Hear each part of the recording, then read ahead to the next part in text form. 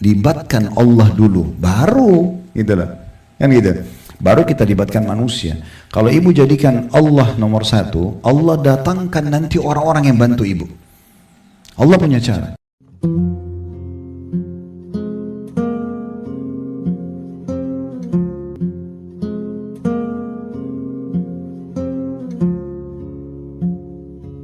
Assalamualaikum warahmatullahi wabarakatuh.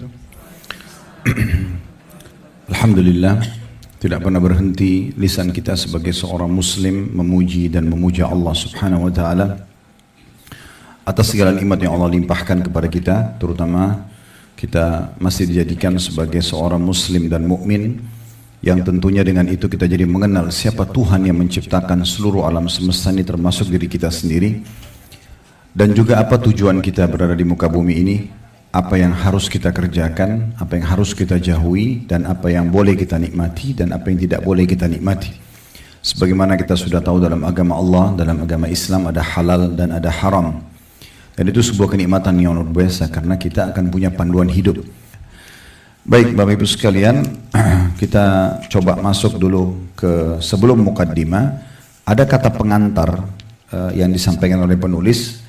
Di lembaran pertama pengantar itu setelah memuji Allah, ya, membaca 3 ayat yang paling mendasar tentang pentingnya orang bertakwa kepada Allah subhanahu wa ta'ala, yang dijelaskan di dalam surah Al-Imran 102, ya ayyuhalladzina amanu taqullaha haqqa tuqatih wa la tamutunna illa wa antum muslimun. Bisa dilihat ya di lembaran pengantar ya. Ayat pertama itu saya tidak bacakan paragraf pertama, tapi saya langsung masuk ke ayat pertama. Wahai orang-orang beriman, bertakwalah kepada Allah dengan sebenar-benar takwa kepadanya. Maksudnya tunduklah kepada Allah dengan sebenar-benar tunduk. Kerjakan perintah, tinggalkan larangan, kemudian nikmati yang halal, jauhi yang haram. Nah itu ringkasnya masalah takwa. Nabi Muhammad SAW di setiap momen pentingnya, ibu-ibu sekalian, pasti beliau mengingatkan 3 ayat ini. Yang pertama, Al-Imran 102 tadi, bertakwalah kepada Allah sebenar-benar takwa, dan juga dikatakan jangan sekali-kali kalian meninggal dunia kecuali dalam keadaan Islam. Ya, jadi apapun pelanggaran yang terjadi, segera kembali kepada Allah dan jangan sampai tinggalkan agama yang mulia ini. Ya. Karena ada satu tiket VIP yang bisa menyelamatkan seseorang di akhirat nanti, yaitu Islamnya. Walaupun dia pelaku dosa, misalnya dia masuk neraka dulu, toh nanti dia akan masuk ke dalam surga ya setelah dosanya bersih, selama dia tidak membatalkan keislamannya. Selanjutnya An-Nisa ayat 1, ya ayyuhan nasu taqu rabbakumul ladzi khalaqakum min nafsin wahidah wa khalaqa minha zawjaha wa batha minhuma rijalan katsiran wa nisaa'a wattaqullaha alladzi tasaaluna bihi wal arham innallaha kana 'alaikum raqiba. Hai sekalian manusia, bertakwalah kepada Tuhan kalian atau Allah yang telah menciptakan kalian dari diri yang satu, maksudnya Nabi Adam alaihissalam, dan darinya Allah menciptakan istrinya Hawa alaihissalam, dan dari keduanya lah Allah memperkembangbiakkan laki-laki dan perempuan yang banyak. Ini ayat ini menolak rasisme ya. Kalau Islam mengajarkan nggak ada, ini orang Arab, ini orang Melayu, ini orang bule, ini orang hitam, tidak ada. Semuanya sama-sama dari Adam. Tolok ukurnya orang itu beriman dan bertakwa sama Allah nggak? Gitu kan? Bilal itu orang berkulit hitam, mantan budak di masa jahiliyah, begitu masuk Islam dimuliakan oleh Nabi SAW, dinikahkan dengan seorang wanita Quraisy, diangkat menjadi muadzin Nabi. Bahkan di beberapa peperangan beliau menjadi panglima perang sampai di masa Umar radhiyallahu anhu. Ini pesannya di situ. Lalu dikatakan, dan ini juga ada pesan pernikahan bertujuan untuk memiliki keturunan. Ya, jadi muslimah harus faham. Jadi kita bukan seperti orang-orang non muslim yang sudah saya 1 anak saja, ya, atau saya 2 anak saja. Selama Allah masih kasih kesempatan ibu melahirkan, itu amal jariah yang paling besar. Kata Nabi SAW, 7 hal yang akan paling banyak membawa pahala yang besar setelah meninggal. Dari 7 hal ini, selain tanah wakaf, sumur, segala macam, nomor satunya anak. Nomor satunya anak yang soleh dan soleha. Karena semua apa yang dia kerjakan akan kita panen pahalanya.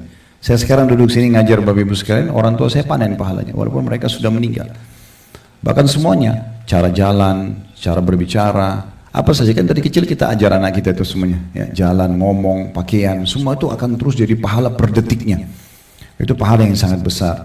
Jadi makanya di sini dikatakan memang Allah ciptakan untuk memperbanyak keturunan. Ya, semua isu-isu negatif tentang orang nanti kalau melahirkan banyak akan ada penyakit, akan ada begini. Coba teliti secara ilmiah, jangan dengar begitu saja beritanya ya. Karena banyak sekali yang terbantahkan secara ilmiah. Itu ada bahasan sendiri, tapi saya masih datangkan pesan dulu dari ayat ini. Ini Nabi selalu ulangi, setiap ada momentum, ada pernikahan, ada khutbah Jumat, ada apa saja, Nabi pasti ulangi ayat-ayat ini kepada umatnya. Lalu diulangi lagi, dan bertakwalah kepada Allah yang dengan mempergunakan namanya kalian saling meminta satu sama yang lain. Berdoa dan peliharalah hubungan silaturahim. Semua yang punya hubungan kerabat, jaga hubungan baik dengan mereka, terutama dari orang tua, kemudian baru kerabat-kerabat secara umum. Sesungguhnya Allah senantiasa menjaga dan mengawasi kalian. Ayat yang ketiganya Al-Ahzab 70-71 yang bunyinya, Ya ayyuhalladzina amanu taqullaha wa qulu qawlan sadida yuslih lakum a'malakum wa yaghfir lakum dhunubakum wa man yuti'illaha wa rasulahu faqad faza fawzan 'azima. Wahai orang-orang beriman, bertakwalah kepada Allah, ya, dan katakanlah perkataan yang benar, jujur dalam setiap lini kehidupan kita, walaupun pahit, ucapin yang benar, selesai. Nggak ada konsep bohong dalam Islam, ya. Lakukan, iya saya lakukan, maaf, selesai, kita perbaikin dan clear masalah di saat itu, ya. Kalau kita berbohong, maka akan ada bohong yang kedua, bohong yang ketiga, bohong yang ke-100, dan setiap ditanya masalah yang sama berbohong terus, berarti dicatat dosa terus. Tapi kalau kita jujur di awal perkara, memang ada masalah mungkin berat, tapi setelah itu selesai. Karena kita sudah jujur, ya. Dan berapa banyak orang yang selamat karena kejujurannya, justru dimaafkan misalnya karena dia jujur. Niscaya Allah, kalau kita bertakwa kepada Allah, ya, dan juga berkata jujur, Allah akan memperbaiki kalian, bagi kalian amal-amal kalian. Kalau ada yang kurang, sholatnya ibu, puasanya, Allah perbaiki dengan itu, ya, Allah sempurnakan. Dan juga mengampuni dosa-dosa kalian.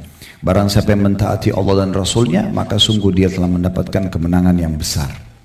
Jadi 3 ayat ini saya bilang kenapa kita sebutkan, supaya ibu betul-betul bedah buku ini dari awal, ya. Ini dari awal saya baca ini. Mungkin yang saya tidak baca cuma Bismillahirrahmanirrahim di lembaran pertama itu, ya. Jadi kita bahas semua ini, sama judul juga sudah kita sebutkan, penerbitnya sudah kita sebutkan, judul asli bahasa Arab yang sudah kita sebutkan, pengantar. Sekarang kita dengarkan pengantarnya penulis. Amma ba'd itu maksudnya selanjutnya, ya. Sesungguhnya sabar adalah salah satu kedudukan di antara kedudukan ubudiyah. Ibu tahu apa itu ubudiyah? Ibadah, ya. Salah satu kedudukan ibadah, berarti pendekatan diri. Ubudiyah artinya ibadah. Kalau ibu bawa pulpen, ibu kasih garis bawah tulis ibadah gitu biar paham, ya. Di antara kedudukan ubudiyah kepada Allah dalam pandangan Ahlus Sunnah wal Jamaah. Ya. Itu tadi masalah keterangan ayat-ayat 3 tadi, ada footnote. Ibu kalau lihat di sebelahnya Al-Ahzab 70-71 ada angka 1 kecil nggak? Ya, nah di bawahnya itu ada keterangan. Ini adalah khutbah hajat, tanda kutip. Maksudnya ini yang selalu Rasulullah SAW sampaikan kepada para sahabat. Kemudian tadi perkataan Ahlus Sunnah wal Jamaah ada keterangan juga di bawah, ya. Mereka yang berpegang pada Al-Quran dan Sunnah sesuai dengan pemahaman sahabat. Lalu selanjutnya, dan ia adalah kendaraan seorang mukmin. Ibu pahami dulu, berarti ibu kalau sabar, ibu ibadah. Nah itu dulu, itu pesannya, ya. Itu di pengantar awalnya. Menulis ingin sampaikan, ibu kalau sabar, ibu dapat pahala. Kita itu ibadah. Jadi jangan bilang, oh sabar saya ada batasnya, saya tidak mau bersabar, berarti nggak mau ibadah. Nanti kita jelaskan lebih dalam, ya. Kenapa dia ibadah? Tadi kan sudah dijelaskan ada lembaran tentang ayat-ayat Al-Quran, ada hadis-hadis Nabi SAW, ada kisah orang-orang saleh, ya. Jangankan kita, ibu-ibu sekalian, para nabi pun diuji, ya. Dan ujian itu akan datang, ada yang standar semuanya sama, ada yang lebih berat, tergantung daripada kondisi keimanan dia atau dosa dia. Nanti kita jelaskan, paparkan panjang lebar. Tapi semua orang, ada yang standar itu semua sama. Di sini contoh saya tanya, ibu-ibu ada yang tidak pernah flu di sini? Ada yang tidak pernah demam, sakit gigi, keseleo, ditipu orang, digunjing orang, difitnah? Pernah nggak punya masalah sama orang sama sekali? Ada standar, itu ujian namanya. Itu butuh kesabaran. Ada yang nanti levelnya tergantung imannya, atau tergantung dosanya. Kalau tergantung imannya, misal kita lagi nggak ada apa-apa, kita lagi bagus-bagus saja, bagus hidup kita, pokoknya kita jaga hubungan baik sama orang, tapi ada saja orang yang tidak suka sama kita. Kita tidak ada masalah sama orang itu, bahkan kita tidak kenal. Nabi Muhammad SAW itu karena keimanannya sangat tinggi sampai Allah uji. Ada orang-orang munafik yang tidak suka. Setiap Nabi bentuk pasukan atau ambil satu keputusan, pasti mereka bilang, apa Muhammad ini? Masa di perang, waktu pergi perang Tabuk, Nabi SAW suruh sahabat semua berperang, itu 2 hari lagi mau panen kurma, dan itu pendapatan utamanya masyarakat Madinah. Tapi Nabi terima perintah dari Allah harus berperang di saat itu. Keluarlah semua orang-orang mukmin, sekitar orang lebih 30.000 orang, yang orang munafik yang mau keluar. Mereka bukan tidak mau ikut perang, mereka bilang, Muhammad apa ini ngajak-ngajak kita perang di musim panas? Kenapa nggak tunggu aja musim dingin atau teredah panas baru kita pergi? Maka Allah tegur mereka mengatakan, Qul naru jahannam asyaddu harra. Katakan, hai Muhammad, panasnya neraka itu lebih daripada panasnya udara ini. Tapi ada orang yang tidak suka sama beliau. Para Nabi nggak buat masalah, ya. Di Mekah itu setiap hari Nabi SAW kalau keluar dari rumahnya, di depan pintu rumah, kayak kita rumah gini, depan pintunya pas ditaruh sampah semua oleh tetangga-tetangganya, Abu Jahal, Abu Lahab, Umayyah bin Khalaf, taruh sampah, bukan ditaruh biasa, memang sengaja diserakan supaya tidak bisa lewat kecuali harus ngangkat sampah itu. Diuji. Nabi SAW orang imannya luar biasa, siapa yang bisa mencapai ke tingkat iman Nabi gitu kan. Tapi Nabi pungutin sambil mengatakan, beginikah kalian bermuamalah dengan tetangga? Selesai. Habis itu Nabi anggap itu sebuah ujian dari Allah, ibadah akan dapat pahala, clear. Jadi bukan malah berantem, bukan malah balas keburukan dengan keburukan, tidak. Nah itu panduannya. Ya, ini dasar sekali ya bahasanya, ini masih awal nih. Ya, jadi harus introspeksi diri dulu kalau dia adalah ibadah. Kemudian yang kedua yang bisa diambil dari penyampaian sini adalah dikatakan ia adalah kendaraan mukmin dalam kehidupan ini. Itu kayak kendaraan ibu mau kemana-mana, bawa kesabaran itu bersama. Ya. Sebenarnya ada 2 sayap kehidupan bu yang tidak bisa lepas. Sabar dalam ujian, syukur dalam nikmat. Nah itu. 2 ini seperti kalau saya sering gambarkan di pengajian kami, itu seperti kalau pesawat 2 sayap. Yang kanan, syukur kalau ada nikmat, yang kiri, sabar kalau ada ujian. Nggak bisa seimbang kalau ibu cuma pilih salah satunya. Misal ibu lagi ada nikmat, bersyukur, lagi kenyang, lagi tidak haus, lagi ada pekerjaan, ada pendapatan, alhamdulillah. Begitu dia uji sedikit sakit, keluh kesah. Satu kampung tak kalau dia flu misalnya, semua disampaikan masalahnya. Jadi dia kayak nggak berimbang hidupnya. Sebagaimana ada nikmat, ada ujian. Allah sudah ciptakan di muka bumi ini pasang-pasangan bu ya. Ada lapar, ada kenyang, ada tua, ada muda, ada tua, ya, ada laki-laki, ada perempuan, ada sehat, ada sakit. Itu nggak bisa lepas itu. Harus pahamin ini sistem sunnatullah. Ada siang, ada malam. Jadi sebagaimana kita sehat sekarang, kita bisa sakit setiap saat. Nah gitu. Ya, sebagaimana kita kenyang, kita bisa lapar juga dan seterusnya. Sebagaimana kita muda, kita akan tua. Sebagaimana kita hidup, kita akan mati. Di akhirat pun ada surga dan neraka, ini berpasang-pasangan. Kalau kita faham ini, nanti pada saat kita lagi sakit, oh iya, saya kan sudah sehat yang lalu. Ini diuji. Cuma luasnya rahmat Allah bu, Allah datangkan ujian lebih sedikit daripada nikmat. Contoh misalnya, ibu lapar tiap hari ya, kita kan lapar ya, itu kan ujian ya, benar nggak? Ini dukungan saya cuma 2-3 orang ini, berarti nggak pada lapar mas. Habis makan tadi ya? Oh pantas. Contohnya kurang pas rupanya. Tapi oke, kita kan lapar ya. Sekarang anggap kita lapar, begitu kita rasa lapar hitungan menit itu, pasti kan kita langsung cari makanan ya. Terus kita makan, anggaplah kita lapar misalnya setengah jam. Kita makan, anggap setengah jam juga. Tapi kenyangnya berapa lama?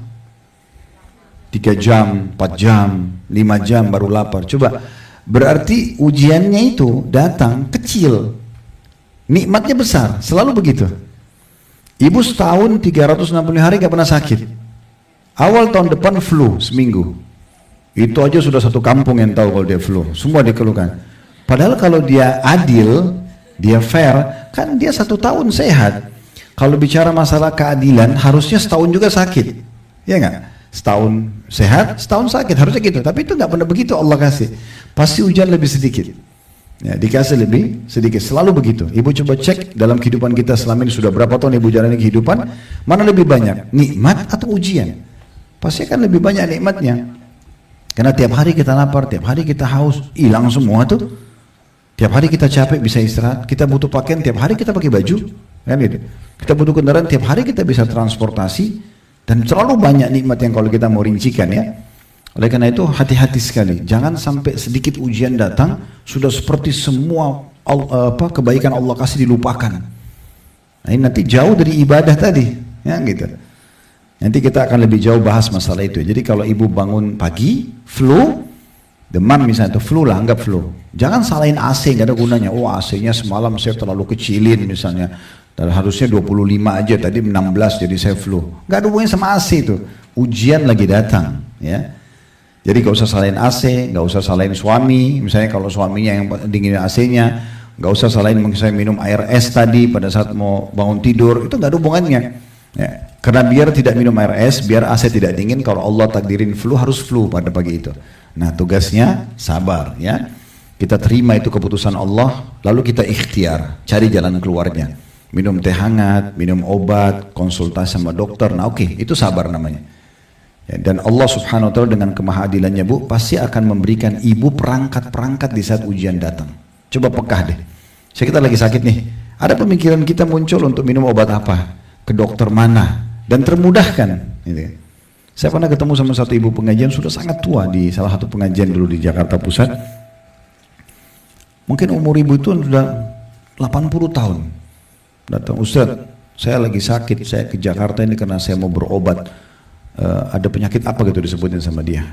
Tapi dokternya nggak ada, jadi saya kepikiran. Saya waktu itu sebelum jawab itu saya langsung berpikir, subhanallah ibu dia 80 tahun umurnya. Sudah sekian tahun Allah kasih nikmat. Dan sekarang di pengajian pun masih bisa hadir dan makan sama jemaah. Artinya ada ujian datang, tapi ujian ini untuk apa disampaikan? Seakan-akan mengeluhkan Tuhannya kan gitu. Beda kalau konsultasi pada ahlinya, itu betul. Ibu lagi ada masalah dalam agama, tanya sama ustadz atau ustadzah, cukup mereka saja. Atau sedang sakit, bicara sama dokter di ahlinya. Jangan bicara sama semua orang. Kalau kita sama semua orang seakan-akan kita keluhkan, nih Tuhan saya uji saya nih. Kan jadi gak sopan sama Allah kan gitu. Karena gak ada juga solusinya. Seperti setiap ada masalah selalu cerita sama ibu dan ayah misalnya. Itu kan membebankan mereka. Bisa masuk dalam bab durhaka nanti sama orang tua. Sedikit ada masalah sama suami, ibu, ayahnya semua tahu lengkap informasinya. Untuk apa? Kenapa gak dipecahin sama-sama? Kenapa gak bijaksana duduk? Cari ahlinya, kembalikan kepada agama Islam. Ini yang benar atau salah ini harus Islam yang menilai. Baru kita jadi muslim yang benar. Siapa yang benar minta maaf, siapa yang salah memaafkan, buka lembaran baru, clear, selesai. Yang lalu-lalu semua tutup, ya. Terutama waya-waya bertengkar sama suami, hapus saja bu, ya. Kalau sudah saling minta maaf, hapus, jangan disimpan. 1 tahun lagi duduk minum teh sama suami enak-enak, kamu pernah buat ini? Kapan suaminya bilang? Ini buktinya. Masih disimpan. Jadi dia lahirkan konflik sendiri. Sudah dong, udah minta maaf selesai, clear, buka aja lembaran baru. Siapa manusia yang nggak buat salah? Kan gitu contohnya ya. Nah itu yang harus diperhatikan. Jadi ini kendaraan hidup kita. Ibu pergi ke satu toko mau beli pakaian, nggak ada, biasa aja. Ya udah cari baju lain. Ini 2 hari kepikiran.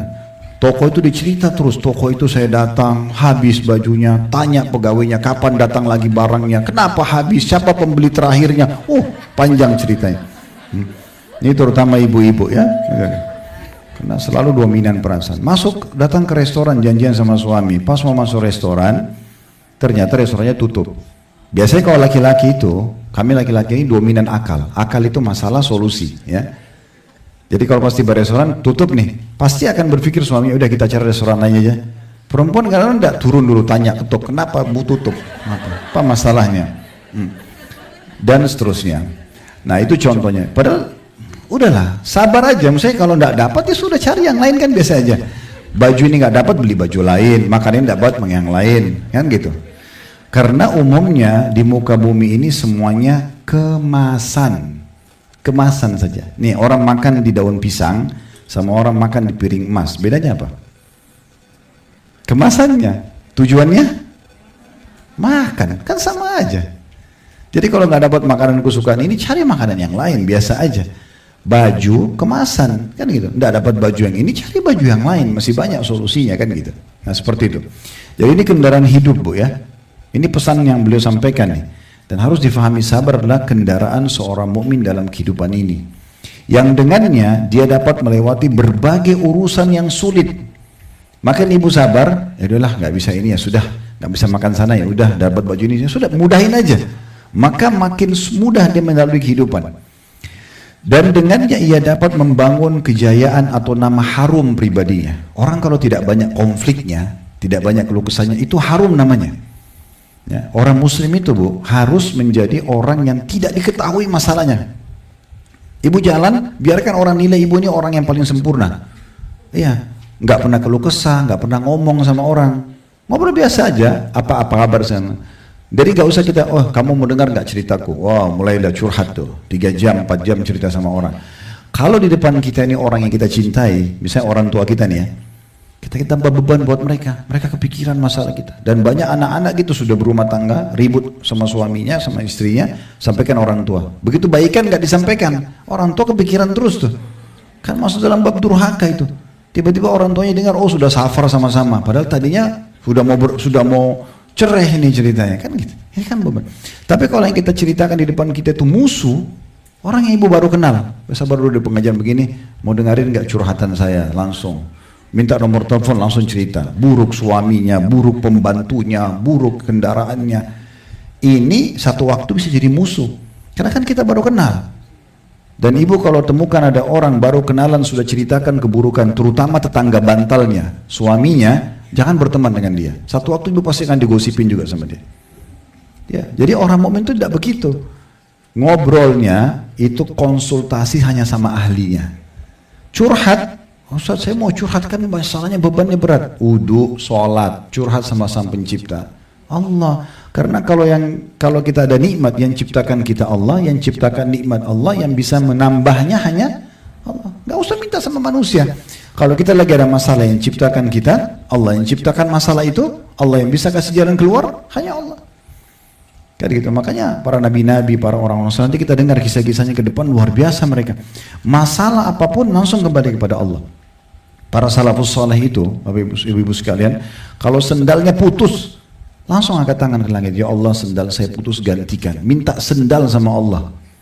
Ya, mereka mau makan, tidak ada makanan, ya Allah berikan saya makanan. Nanti baru kemudian ikhtiar. Jadi selalu sama Tuhannya dia minta. Masalahnya kita kadang-kadang Bu, karena belum faham masalah ini, kita mau minta sama Allah, nanti kalau sudah mentok sama manusia, udah 30 dokter datangi gak sembuh-sembuh, baru sholat malam, baru umroh, baru minta sama Allah. Kita diajarkan dalam Islam Bu, berdoa dulu baru aktivitas. Berdoa sebelum makan, berdoa sebelum tidur, berdoa sebelum keluar rumah, berdoa sebelumnya. Libatkan Allah dulu, baru gitu lah. Kan gitu. Baru kita libatkan manusia. Kalau ibu jadikan Allah nomor 1, Allah datangkan nanti orang-orang yang bantu ibu. Allah punya cara. Coba deh sebelum ke dokter, ya Allah engkau telah uji aku dengan penyakit. Antara ibu sama Allah saja. Ya Allah engkau telah jadikan ujian ini datang pada hamba, memudahkan hambamu sembuh. Mudahkan dokter yang terbaik, resep terbaik. Nanti Allah kasih panduan tuh, dokternya cocok benar. Kan gitu. Tapi kalau kita tinggalkan Allah, kita pergi dokter ini, sibuk ngobrol sama dia, nanti mentok. Akhirnya Allah juga buat dia kembali kepada Allah juga. Hanya ketemu sama satu orang, kenapa kau enggak sholat tahajud, kenapa kau enggak sedekah aja. Dari awal itu. Harusnya mulai dengan itu, yang lain semua jadi mudah. Ini resep sederhana ini, tapi jarang orang mau berpikir ke sana. Jadi sebenarnya jarangnya kita berkeluh kesah pada manusia itu menjaga nama harum kita. Ya, karena ada juga gunanya. Kita bicara sama orang yang kita cintai, beban buat mereka. Kita bicara dengan orang yang tidak mencintai kita, baru kenal, ini masih bisa jadi musuh. Ada orang, maaf ini bahasa saya supaya mudah difahami. Ada orang jalan Bu, seperti maaf tanpa busana. Semua orang tahu masalahnya. Karena semua orang diceritakan. Saya sama si fulan, saya mau ada masalah, kamu cerita, tapi jangan cerita sama orang ya. Tapi semua orang digituin. Jangan sama orang, jangan sama orang. Dia sendiri yang sebarin. Jadi ibu kalau tersebar berita tentang ibu nggak usah khawatir, nggak usah cari-cari siapa penyebabnya. Ibu yang cerita mulainya. Kalau kita nggak cerita, masa orang tahu kan gitu. Nah, coba sih yang terbaik, coba wudu, duduk di mukena, sujud, tuangkan, nangis sama Allah. Ya Allah, engkau telah menguji hambamu ini, mudahkan hambamu bersabar, berikan pahala, jadikan penyebab pembersihan dosa, berikan solusinya, gitu-gitu ya. Karena nggak mungkin ibu-ibu sekalian kita lewat di muka bumi tanpa cobaan, itu nggak mungkin, menghayal itu ya. Karena itu sunnatullah.